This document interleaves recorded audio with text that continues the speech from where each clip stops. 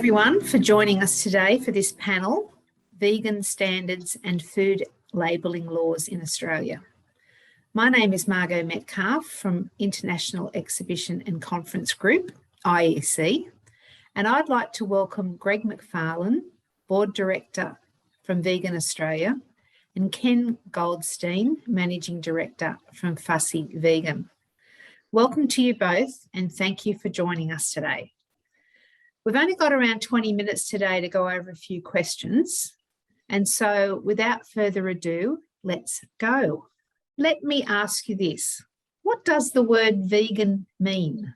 In a broad context, vegan means, or veganism is the idea that we should not cause suffering to animals as much as possible. So that consequence of that means that we should avoid eating animals or any animal products. We should avoid causing harm to animals through horse racing and dog racing and circuses and things like that. Animal testing, unnecessary animal testing. So it's a broad idea that's about animals, but in many people's minds, they focus on the dietary aspect of it. So when you say I'm a vegan, it means to most people that you don't eat animal products. There's no official policy or government standard for vegan products in Australia. And so what should I, as a consumer, look for on product labels?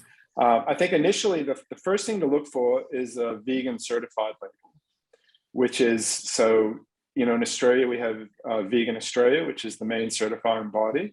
There's also the Vegan Society based out of the UK, which is also a popular vegan certification.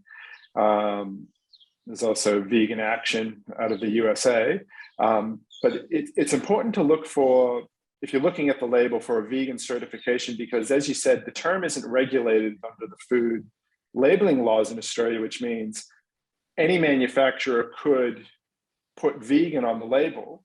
And not to say that they would do it nefariously, but they may not have a full understanding of what that really means. And so we do occasionally come across products that say vegan, but they have honey, for instance, in them. And so they're not necessarily vegan. So I would look for vegan certification. Otherwise, of course, I'd recommend people use our Fussy Vegan app and scan the barcode, and that will also tell them if it's vegan or not as well. Yeah, I think Vegan Australia started up because, Vegan Australia Certified. We started a certification scheme because of this problem that you can't tell from the label whether something's vegan or not.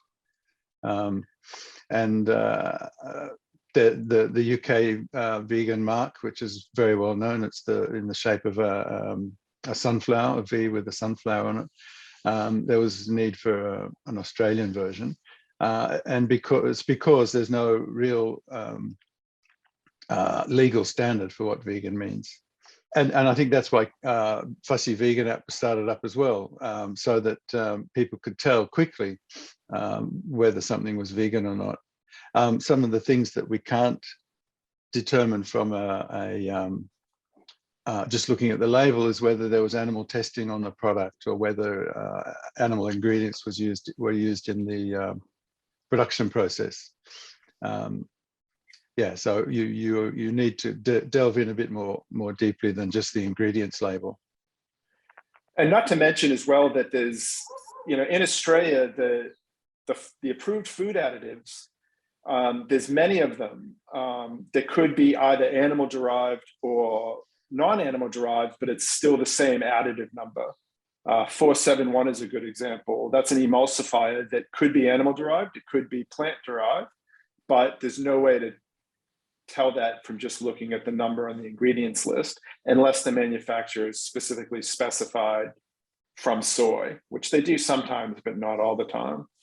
And gelatin filtering juice, gelatin used to filter juice is another example where some brands filter and clarify the juice using gelatin. It's not an ingredient, so you won't see it on the label, but nonetheless, it wouldn't be vegan because that animal product was used in the manufacturing process.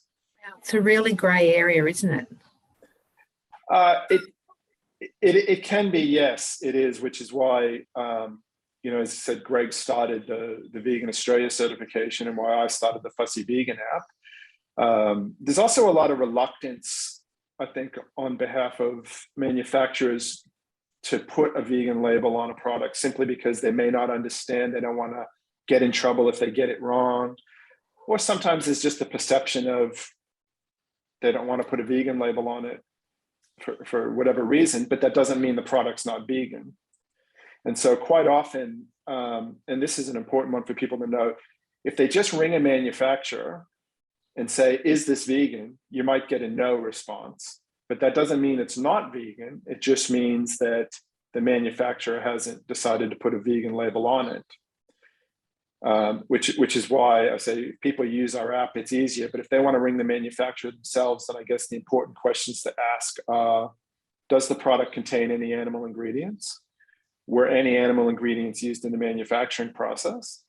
And was the product or its ingredients tested on animals? Those are at the minimum, the basic questions someone should ask if they want to do their own research with a manufacturer, instead of just saying, is it vegan? Because as I said, you'll often get a no or even a yes, but again, that manufacturer may or may not understand what vegan actually means.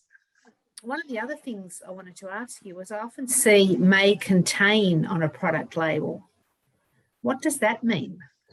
So may contain is another unregulated term that manufacturers use to just give advice that the product was manufactured on the same equipment and in the same facility as products containing whatever allergens listed as the may contain.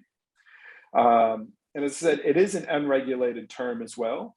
I think the Australian Grocery Council recommends that manufacturers put a may contained, but because it's not regulated or mandatory, a lack of a may contain doesn't necessarily mean that that product wasn't manufactured on the same equipment.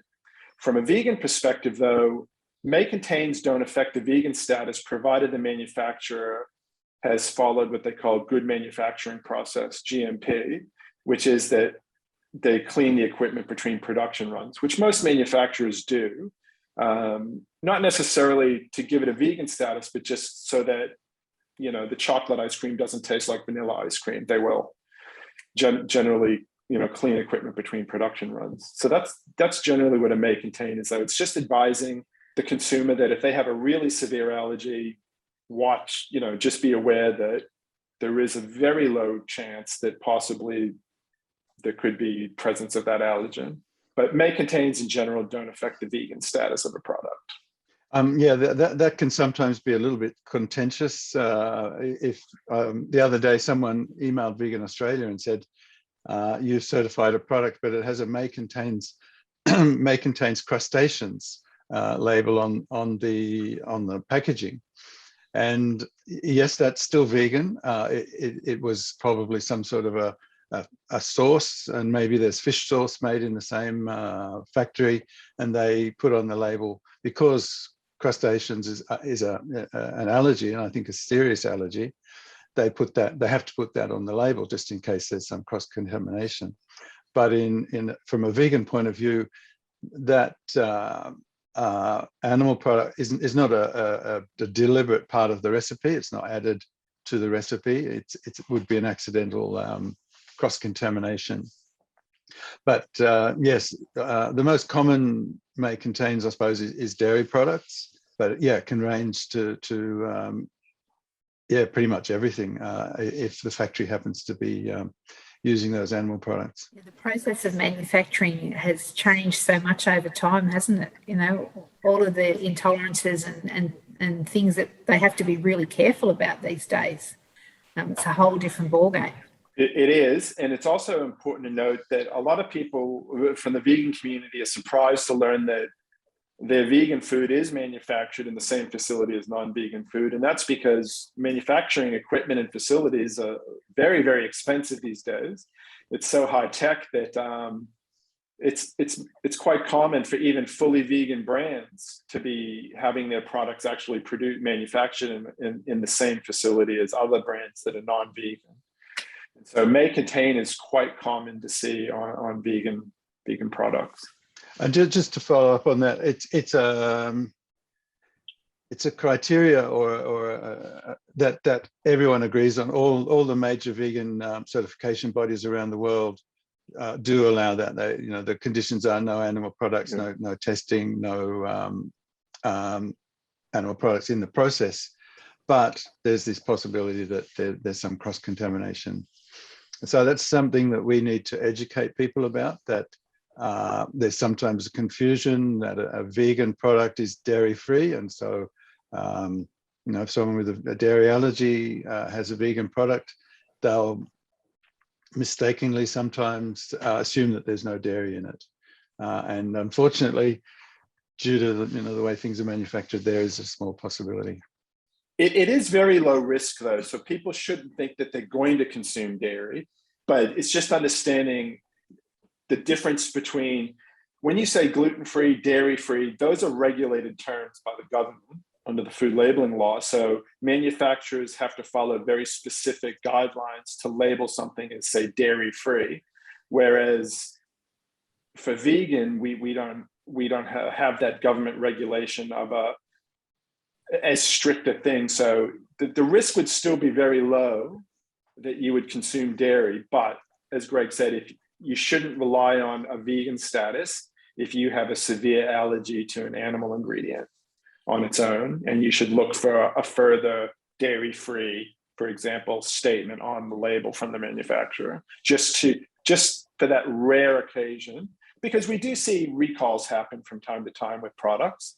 Manufacturers are pretty good about doing those recalls, but that's what's happened. They've done testing and they've come across a batch where, say, the equipment wasn't cleaned properly by someone, or they missed a spot and some testing came back positive for dairy, so they recall that product. And so that's where you're not going to consume dairy if it's vegan, but that risk, if you have a severe allergy, it's important to note the difference. It's really good to know that difference. And thank you for explaining that, because it is a very confusing part of labeling and identifying, what is and isn't in a product. So based on that, who is the trusted source in Australia around vegan standards? Well, trust is something that I guess is, has to be gained from the public. And I think there's a lot of trust in the Vegan Australia certification scheme and in the Fussy Vegan app. We see that on social media a lot, that they'll say, oh yeah, it's got the tick, or it's in the app. And so the vegans are happy to have it. As far as a legal or official trust, there is no source really. And there is a lot of trust involved. We have to trust essentially documentation from manufacturers and statements that they make, and people could lie, but if they do and that's found out, then that can then be they can be taken to court for misleading advertising or something like that.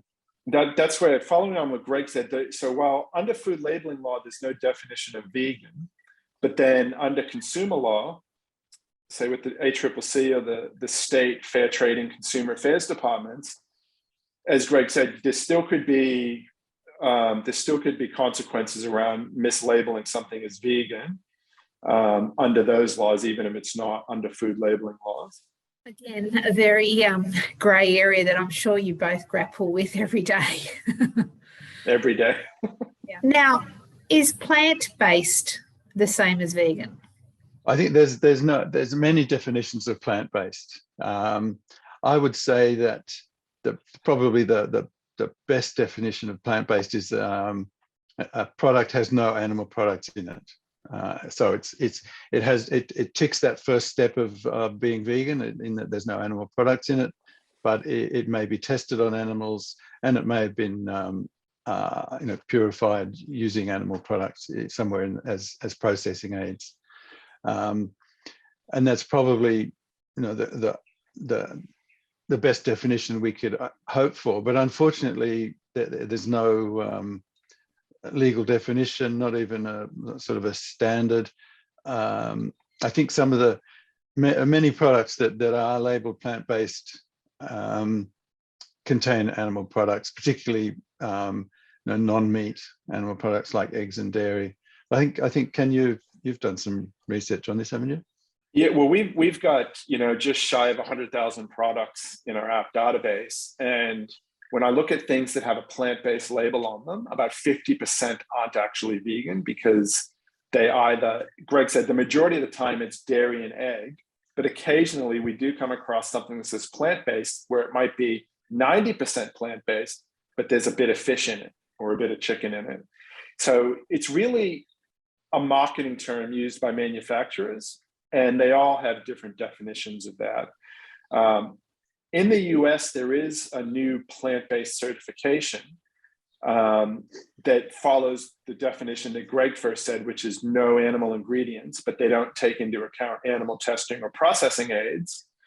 But over here, and it still hasn't caught on as much even over there, but especially in Australia, it's literally used as a marketing term, and all manufacturers use that term differently. So our advice would be to, if something says plant-based, don't assume it's vegan. Follow the same steps that we said, in the first question, which is look for a vegan Australia or another vegan certification. Check the Fussy Vegan app, or contact the manufacturer and ask them those 3 or 4 questions that I stated earlier. I think there's a proposed standard that I've seen, might have been in Europe, where it even allowed up to 5% of animal products as the standard in a plant-based product. I think it might have restricted those to eggs and dairy. So essentially, plant-based is a sort of a vegetarian standard, in a way, of a low level vegetarian. But yeah, again, just watch out. It doesn't mean a lot. Greg and Ken, thank you so much for your contribution to this Free From an Allergy virtual show for National Vegan Week. You'll find on the website an exhibitor tab where the Fussy Vegan app link is included. It actually allows you to scan the barcode of a product to check if it is vegan or not. No need to look up the ingredients, just scan and go. You'll also find vegan restaurants and resorts with the pro version, including a whole lot more functions around travel, fast food, and vegan recipes. So head up to that exhibitor tab and you'll see the Fussy Vegan app. Also, make sure you join the Free From an Allergy Facebook group, where you will find a whole host of recipes, suggestions, and support, especially if you're suffering with intolerances and allergies. We hope to see you all in person next July in Melbourne at the Free From an Allergy show at the Melbourne Convention and Exhibition Centre on Saturday the 16th and Sunday the 17th of July. Thank you, everyone. Stay safe and stay well.